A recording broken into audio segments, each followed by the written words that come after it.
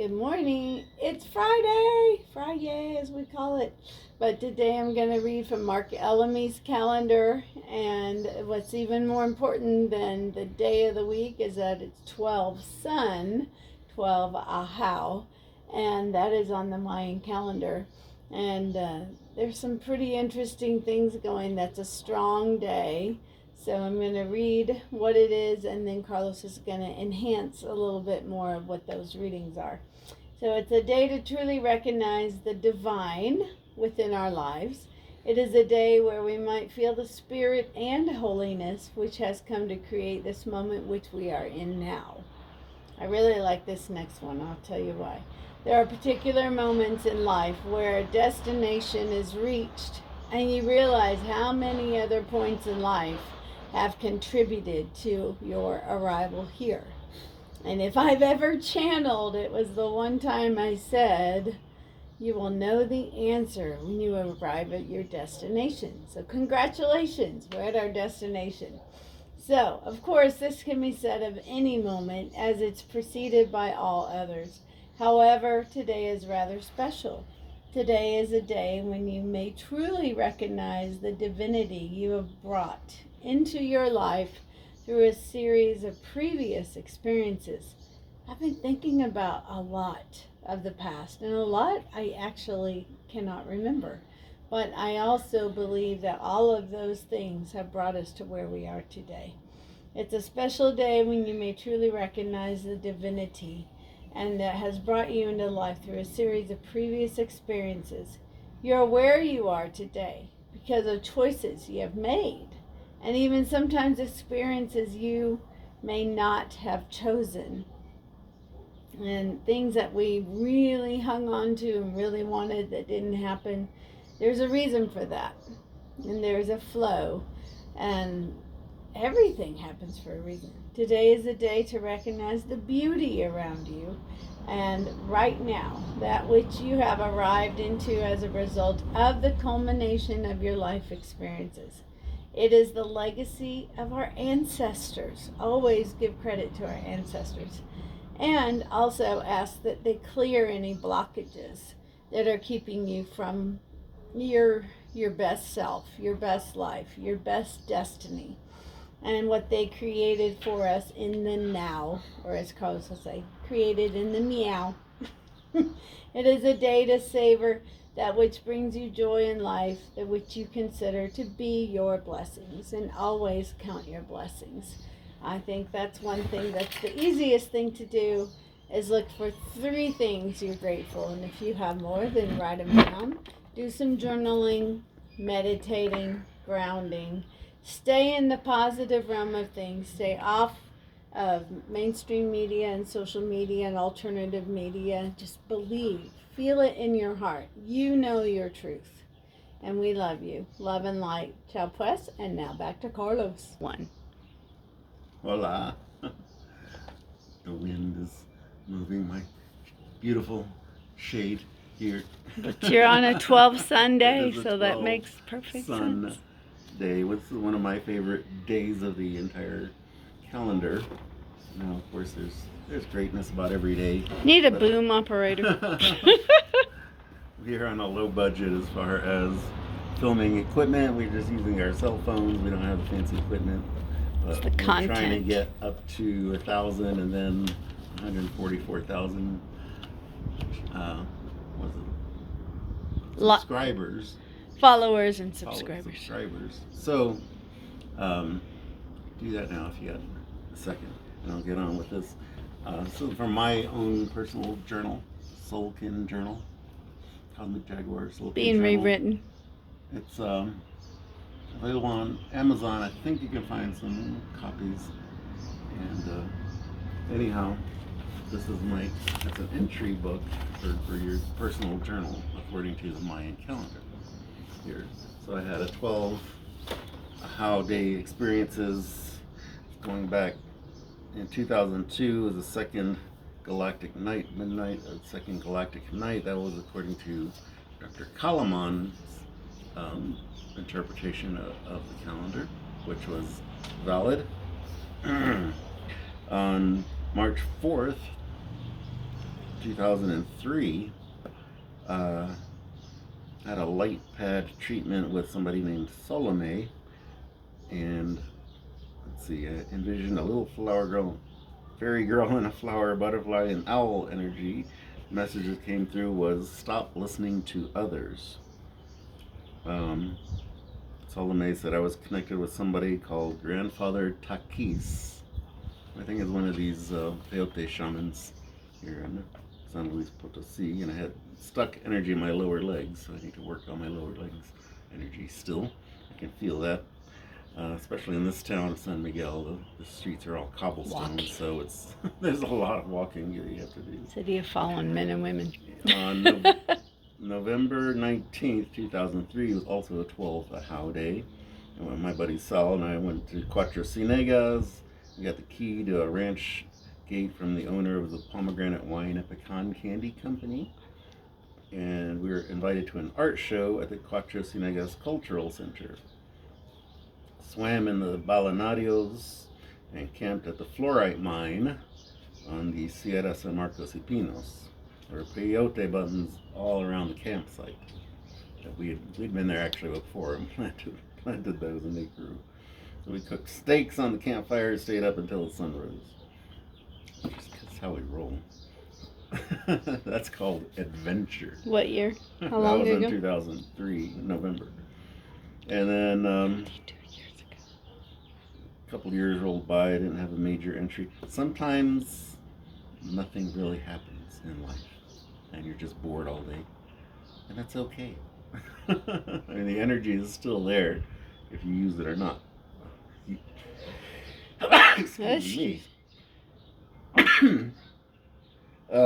But in 2006, The sun energy. January 7th, 2006, I planned to start teaching the Mayan calendar, and I guess I had several attempts to do this before, nobody showing up, but then I scheduled it for a 12 sun day, and I got 8 students. Woohoo! At the Ruta Maya coffee shop in Austin. Nice. So it's just better to do things according to the Mayan calendar. So, and then tomorrow is going to be 13 Crocodile. Woohoo! That's the ticket I put on my book here. So there's only 40 more days left on the calendar until the new cycle begins in there. So the way I describe it is that it's like on a roller coaster is not really the word I would use. More like a Spiral. Ferris wheel. Yeah. But it's a spirally, so it goes in a spiral in there. Corkscrew. And yeah, corkscrew. Yeah. Ferris wheel. And so the energies grow and accelerate as if you're on this, you feel the inertia of this spinning wheel of time. It's so funny. Corkscrew Ferris wheel? No. Corkscrew roller coaster, yeah. It doesn't matter. No, it would. The fact is it would that matter a lot. Okay, in my imagination, I can have a corkscrew Ferris wheel, okay? You have the inertia, and then Yes. So release. when you're in the middle of the calendar, it feels like, I mean, you kind of been pushing up, and these energies, and you get to the top, and there's a resting point, and then an acceleration that goes. And now we are at the last part of this Ferris wheel, where it's really feeling that acceleration as it's turning. All right, but this is gravitational field that makes you feel that in the Ferris wheel, and this is the energetic field of time. Mm-hmm. When you understand that time is an actual thing, it's not just a clock or the bells ringing over here to keep the time. There's Looking at your the vibrations. Your heart map over here from yesterday looks really interesting. That's a And good then, thing to do yeah, on so every day. the Ahau days come with a prophecy, an ancient prophecy that was written What's after that book? Europeans invaded our continent. Council book of the Yucatec Maya, the town called Chumayel. So every town had their book, right? But a lot of them, remember, got burned by the Europeans. I think that's a lie. I think they were transported and they're hiding under the Vatican because knowledge is power. Yeah. Not stupid people that did this, and they knew that this was the power and a lot of knowledge in these ancient books. And I don't think they would have just burned them. I think they transported them to the Vatican. Hidden places, Hidden yeah. places. And I think that the Maya shamans also knew what was going on and hid a lot of these books in their pyramids. Yes. So we are at a time where all this is coming out, right? The deceptions of the Vatican are going to be revealed. It's what they've been hiding under their basements. This is all fascinating stuff. It is. And what's under the pyramids we're discovering. Oh, yeah. Whatever found under Egypt pyramids is probably under a lot of the Mayan pyramids. 2,000 meters down and then beyond. They say that they generate electricity. I'm not sure if that's the same kind of electricity that we think of, because we're deceived into thinking that these power lines all have electricity running through them that are being pushed from one end to another end. No. I think There's some electricity. Feel that centrifugal force right there. Picking up inertia. So what I'm trying to say is that if these ancient pyramids and ancient cathedrals and other sacred sites just in nature were used as electricity generators, where are the flashlights? Where are the motors? Where is the thing that they were powering? There's not many ancient tools dug up that were based on electricity. So that's kind of confusing. You'd think that light would have been the first thing they discovered. There'd be a lot of copper somewhere. But the electricity that we think runs through wires, that's a lie, because it comes through the ground. It's generated inside of the earth, and they take it in these power lines and put copper at the bottom and run it to the top, and they're just sucking that energy out of the earth and connecting it to the atmosphere. Like, what does that? Lightning, right? So that's everywhere also. It's not just at the power generator station, which many deceptions will be revealed this year, we hope, for sure by 2026. One of my favorite passages from the 12 Katun prophecy is it is an abundant year, an accumulation of properties also, a good Katun with beneficent reign priest. Pass up something.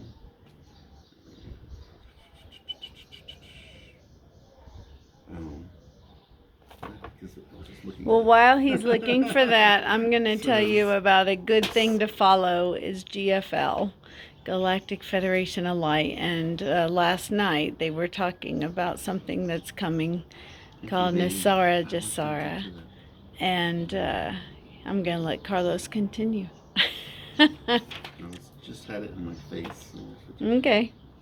Oh, right here. Yes. There's wealth for the oppressed people. Piles of tortillas is the word of the Katun. Now they say Katun, that is a 19 and a half, what we call years. But it's time compressed in this, because we've gone through the cycle so much and the vibrations are so much more powerful now that this happens every 260 days. And this 20-day period that started March 17th, St. Patrick's Day of this year, 2025, on the defunct Gregorian calendar, has been a really great, abundant time. And a lot is changing, as Christy was mentioning, about Nisara and Jasara, try to Put remember the to link. post the link Yeah. at the bottom of this so you can look at that. Mm-hmm. Also, it's fascinating. The idea is that money, it says right here, on the part of the magistrates of the towns and the doorway of money, and the town marriage registry at the house of 4 apartments where sandals are requested. Oh my God. They will confess their Christianity at this time. It's a dawning of a new world for us. This is what you proclaim truly. This will be the end of the flower war, truly. Profiteering will be ended. So, this is happening actually right in this cycle. Mm-hmm. Now, 260 days ago, 520 days ago, and 780 days ago, or when the previous times that this cartoon 12 prophecy came around, there have been a build-up to this. This is always this feeling in this time period. It's going to be happening again in 260 days from now. So, but what's really going on is Nasara Gesara is finally an open subject to talk 25 about. years later. And the idea is that it's not, money is not something that we need to base our lives around. It's good for useful purposes, but it's also been misused, and it's been a tool of control. So our minds have been messed with to think that we have to chase money all around. And this is literally a slave chain around everybody's neck, that you have to chase money. You got to pay your rent, you got to do this, you got to, That's the Pope's law, not God's stuff. law. Right, this is a false construction of the Dark Lords of the Matrix, which is exactly like it sounds. It's Rat race. A hamster wheel. Oh yeah, the hamster wheel is one good analogy. And it's just a way to trap us into thinking that this three-dimensional world is all that there is. When if we pause and meditate, collect ourselves centered when you pray, it's not just that, oh, give me this, please give me. Right. that's You really do not ask. Disturbing, dark way to use prayer. That's exactly what we don't want. Hold on. Gas man's coming down. Pray that you're connected to source, God energy. That's what the prayer is. Because if you only ask for, please give me a tiny little piece of the pie, I want a piece of the pie. You'll probably receive a pie, a slice. A pie in the face. And you're losing your connection to the wholeness of the experience of life. And what God wants to give you could be a lot more. Well, that's what you already have, the divine connection. You yes. need a small little piece. No. Because God is infinite. Right. Don't put limits on your in the infinity belief realm. And when the things that you need will show up, because that's the law. There's no emptiness. I mean, according to Buddha, everything, there has to be nothingness to be anything at all. But that nothingness is the infinity, and the infinity of creation is everything. It's a paradox. It's a take away the space around. Just don't think that, well, you just said a piece of this, and then you said there's nothing, and then there's everything. Yes. That's just a part of the plan to figure out what it really means. It's really about trust, it's light also. Energy. Okay, the light hadn't yet spun into a particle. Yet it's still in the wave form. Right? So everything is in that wave form vibration. of reality. So don't think about it, just feel it. And stop thinking that you're just too small of a little person, that you just want your little bitty piece of anything. That's it. Your chakras are aligned. And so, my personal email is Carlos Rene Cedillo at gmail.com. I'm not going to spell it out for you at this moment. Figure it out. You can put it in the description. But if you want to know your personal birthday reading and my entries from the journal, maybe we can get you a copy of that. It's not going to be cheap. I'm not going to give it away. There's only a few left. So it's but it's part of the giving, part of the receiving that is perfect and infinite. And there is no giver, there's no gift, there's no receiver. That's part of what Buddha teaches. It's just simply the flow of that energy through there. So I would love to let you know more about your soul purpose here on Earth according to the Maya calendar. There are other things. There's regular astrology. There's other different forms of channeling. When I get into this, I do channel a lot of energy information there. So I will let you know that whenever I have an experience with the crystals. And from Keros, if you want to make a donation, we'll also provide that in our description. Lots of ways to give. And if you're in the area, May 2nd is going to be a beautiful day. Thank you, Christy. Goodbye now. Like, comment, share, and follow. Ciao pues.